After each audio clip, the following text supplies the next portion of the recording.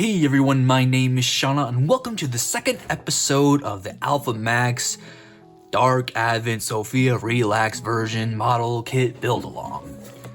In the last episode, we got this far, just the head and upper torso. Hopefully we can get the lower torso, legs and arms done today. That is the goal, and we'll do our best to reach that. So let's just get right into it. If you are here after watching the first one, thank you for watching it and coming to this one. Not expecting this series to get many views, but whoever does decide to come along for the ride, I'm happy to have you. So, since this is the second episode, we're gonna skip all the needless details about model kit building, except one thing that a commenter pointed out in the last episode.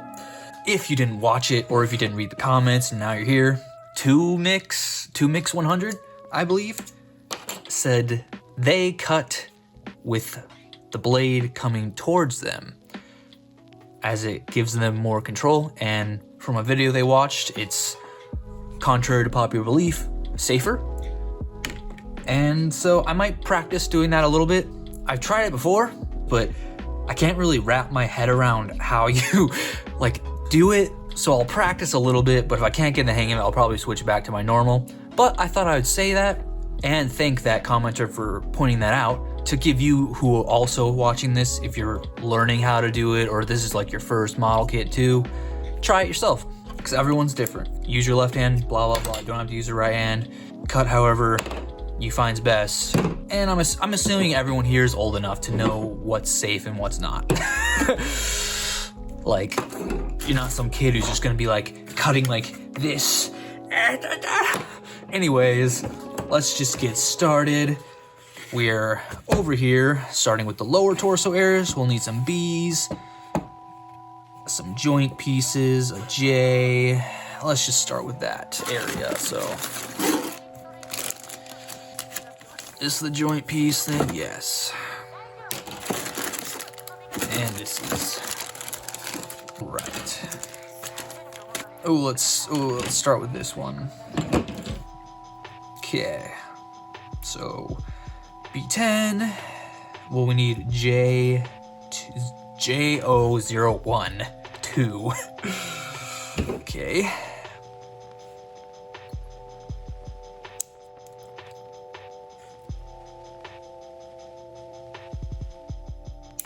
And B10, B14, B11.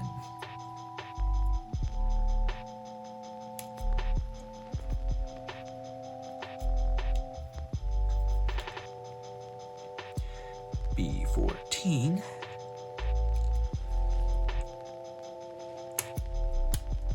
And B11. All right. So, for this episode, I think I'll start with the talking first, maybe interspersed with time lapses, but I figured I might as well talk about stuff right at the beginning to get it out of the way, and then do more time lapses towards the end as I run out of stuff to talk about. So today, I have watched more anime though since the last video. If you watched the last video, you might have noticed that I mentioned in a title card or with text that I watched the GJ Club, Good Job Club, and Actually I Am anime. And they were both really good. Good Job Club, GJ Club, is hilariously weird.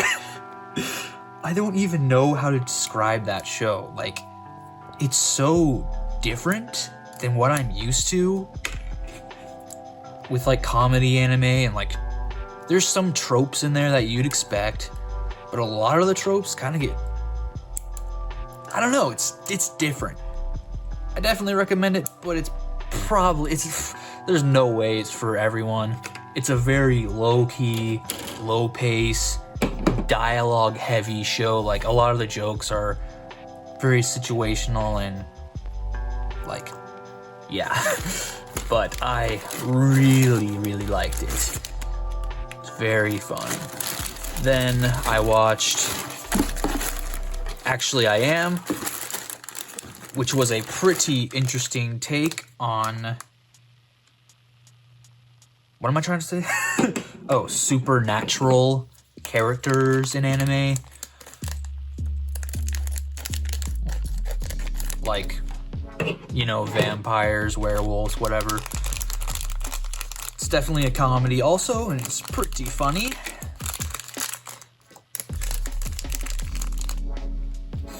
All right. Looks like we need another one of those absolutely tiny ribbons from the J sheet. Look how small that is. Look how small that is. You see that? But then after watching those, since Actually I Am was such a weird anime, like it's different also than what I'm used to, and it's a little old. Not old. It's like a 2015 show maybe, I don't know. But because it had like it was kind of my genre, right? It was my genre of anime. It's a romantic comedy where even though there's like no romance in it, typical Japanese romantic comedy. It's a romantic comedy with barely any actual plot development around the romance, which I'm actually fine with. Okay, so I'm gonna try cutting towards myself. I don't really get how to do it. Like, you just pull towards you. Man, these are small. Oh, these are small pieces. Oh, see, I don't know how to grip it and pull towards me. Oh, I don't. I should have. They mentioned the video. The viewer, the commenter mentioned the video they watched that helped them learn the technique, or probably should have watched it. So I can't. I don't. My brain is like resisting. It's like walls are crashing down. I'm not gonna do it. I'll watch the video and try it later. For now, I'll stick to just my usual cutting away. So yeah. Anyways, as I was saying, I watched the Actually I Am, and it was kind of my genre of anime, so I checked the recommended section below it on Crunchyroll to see like what other shows or maybe the site recommends. And a lot of them were stuff I had never heard of before, so I started going through them. A lot of them were 2-minute shows, you know, like every episode's 2 minutes. Well, I'm kind of doing it. And I'm not a big fan of those. I understand some of them can actually be pretty good, but when I watch anime, I'm looking for like plot, not just a gag comedy kind of thing, which is usually what those shorter episode ones are, is like every episode is its own separate little gag and then it's over. Just not my kind of style of stuff to watch. But I found one called Dragon Crisis, which was surprisingly good for what it was offering. There's some annoying stuff in it because it's kind of a cliche shonen / B-shoujo anime. See, I don't know if it's B-shoujo or bi-shoujo. Because I don't know if that's you know, the term is bi then shoujo, meaning it's like two, I don't know exactly what it's trying to mean, but like, is it mean bi, like what we say in American, like bilingual, where it's like you can speak 2 languages, or is it the Japanese pronunciation, which would be B, so it would be bi-shoujo? I don't know. I say bi-shoujo because it's we're referring to Japanese stuff, but it's kind of a mix. I guess I should clarify, it's your cliche, generic harem shonen anime, where it's not a harem though, because like, the guy really doesn't get close to any of the other girls but one. Like, he's nice to them, and you can tell they like him or whatever, but nothing really happens, which is actually kind of nice. A lot of those harem animes can get ridiculous, like Infinite Stratos. I don't know if you've watched that one. I really like it, but some of the harem aspects in it get really annoying, and it feels like the show is almost entirely reliant on just that. Like, I know it's a trope, it's an anime trope, but it still is annoying in some of the more cliche generic harem animes where you have like multiple girls, you know, going after one guy, and the girls are competing with each other to kind of get the guy. But the most annoying trope of them all, of that kind of category of show, is the trope of one of the girls is trying to get close to the guy, so he's alone with her. The other girls find out about it, and they all beat up the guy because of it. And it's like, what? It doesn't make sense. Like, is it because I'm not a girl? There's this unity of women that like, oh, we can't blame the girl who's obviously trying to get the guy alone and seduce him or whatever. No, we're just gonna beat up the guy because he's the one who let this situation happen. It's like, okay, whatever. But in the end, it's not so much of, I don't have a problem with that happening, really. Like, I'm not offended or anything. Oh, the guy is getting mistreated. No, it's more of just how often it happens. It's like, you get a good situation with one of the girls and you're like, oh, we'll get some plot maybe, more than just stupid stuff, and maybe they'll actually talk about something or get closer. Nope, they're gonna talk a little bit, maybe get a little closer, then someone trips, they get into a weird position, and people walk in on them, and then the whole fight happens and they beat up the guy, right? Like, it's just they rely on that too much for the comedy, and I don't know. But I do understand that there are aspects to anime where it's Japanese humor or Asian humor. I don't know how like inclusive it all is. Because if you watch like comedy, just strictly comedy anime shows, it's a lot different than like what you would find in America, right? Like the comedy in America for shows, even like cartoons, animated comedy, it's way different. And I found that one of my main attachments to anime is I find the comedy in those shows way more funny than I ever do in anything I found in America, like Rick and Morty. I don't find Rick and Morty funny at all. I just don't. Or like The Office I don't find it nearly as funny as a lot of people do, I feel like. Or maybe the show's good, not just because it's funny. I don't know.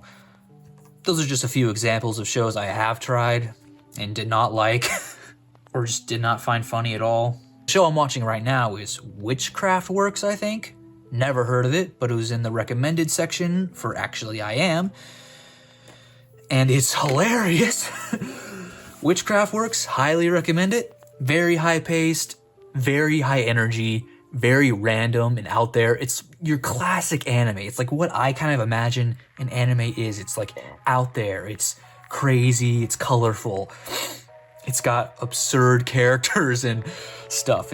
I don't know. That's my just personal opinion on what I think of when I think of anime. I know a lot of people, when they think of anime, they think high-intensity action scenes, lots of energy and motion, a lot of shouting and yelling, stuff like that. And I can agree with that to some point, but since I don't really watch that anime, it's not relevant to me, really, in that regard. How the heck do we do this part? Looks like the curve thing goes away. Okay, but yeah. Well, I managed to get that glued in. Hopefully it stays. And that's that part. Make sure it snaps all the way. And we've got the full torso done. Yeah, guess it's all the way in. She can kind of turn side to side up, or twist her mid section. A good arc, though, to it. Obviously, if you go too far, it reveals a bunch, but just when you pose her, you just don't leave that. And I will say the belly sculpt's pretty good. It's got nice hints of definition in it. Looks good. All right. moving on to the arms, which this will probably turn into a time lapse. I rambled about a lot of useless crap. You might have noticed it was cut a lot. I don't really have a plan going into these of what I'm going to talk about, or a script at all. I'm just rolling with it. But let's do the arms together with the time lapse and see where we go from there.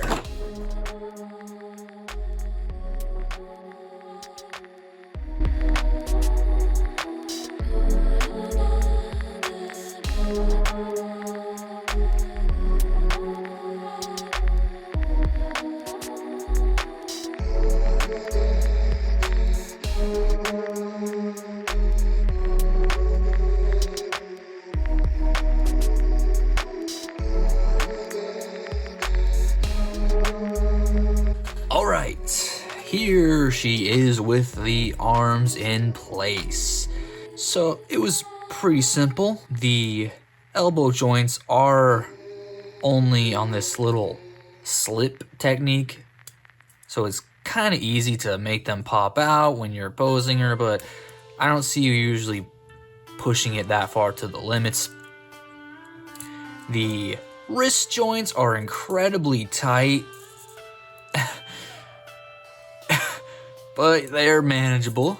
Elbows are really tight as well and don't seem to pop off too easily, but this little cloth piece, these are really easy to spin around. You can try to push these in tighter, but this one's a little better than the one on the right, or than this one, but this one, I mean, you push it together as best as you can.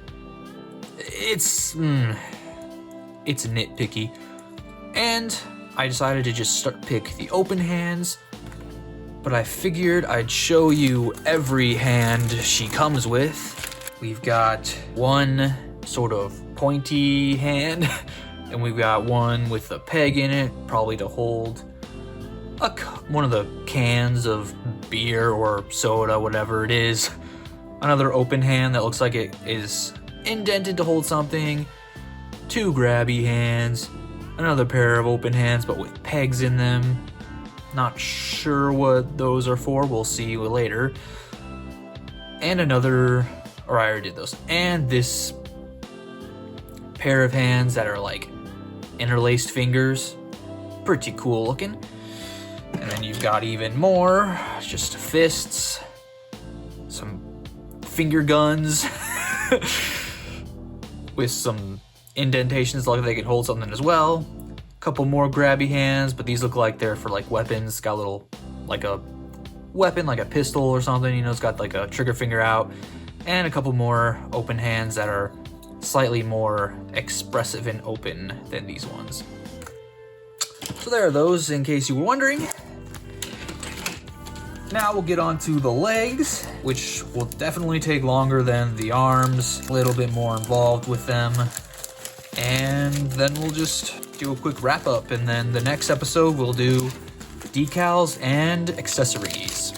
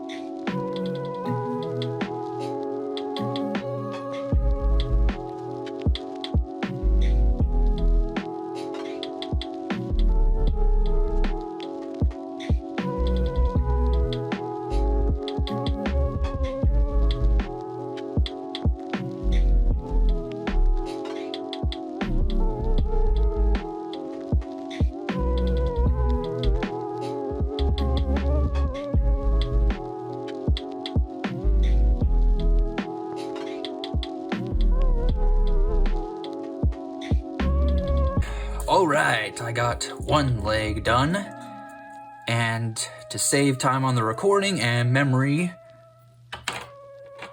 I'm going to not time-lapse the second one, but I'll show you just real quick. You have two options. we'll go with this one, because I think it kind of just matches the look better for now. Got some pretty well done toes down there. And don't be an idiot like me and put the toes in upside down, because that was a pain to take out. You might be thinking, how are you so dumb to do that? I don't know, because I checked and rechecked multiple times, and it still was messed up. We won't go too, well, yeah, everything's really nicely fit together. Looks good. Line them up. Whoops. You can twist the hip joint a little out so it sticks out a little more. Just gently slide it in. It's giving me a hard time, but that's good. That means it's tight. And we've got the left leg. Take the extra piece, put it in that bag I told you to have, or I recommended. So if you want to swap them out another time. And there, that's what she's got so far. Now we'll cut, I'll do the other leg, come back, and we'll test out a little bit of the posing and stuff, and end the episode. I'll see you then.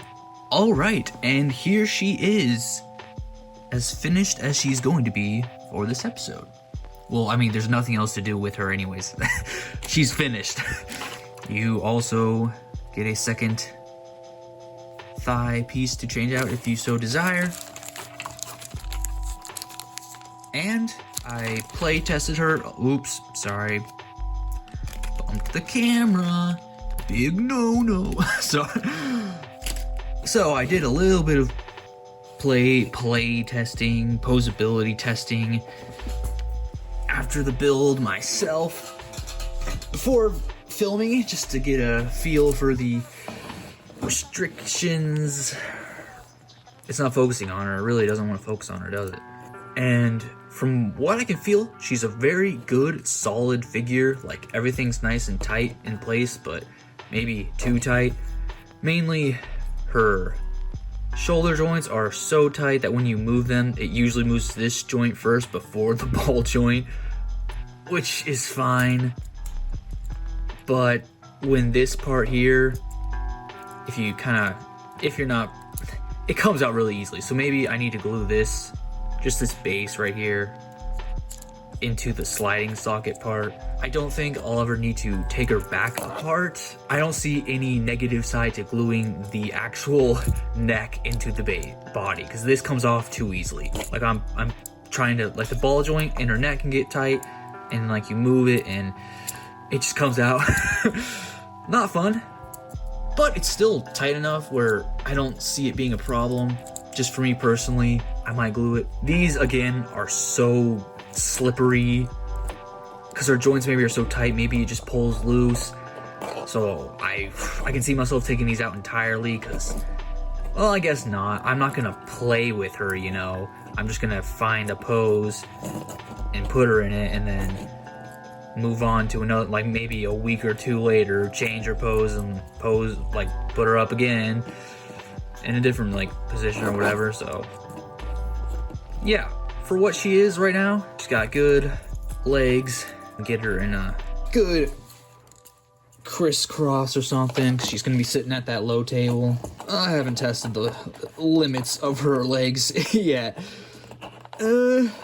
Not quite as powerful as maneuverable as a Megami device, who can usually get full. It's really good. You can't even see what I'm doing. I'm sorry. But yeah, like,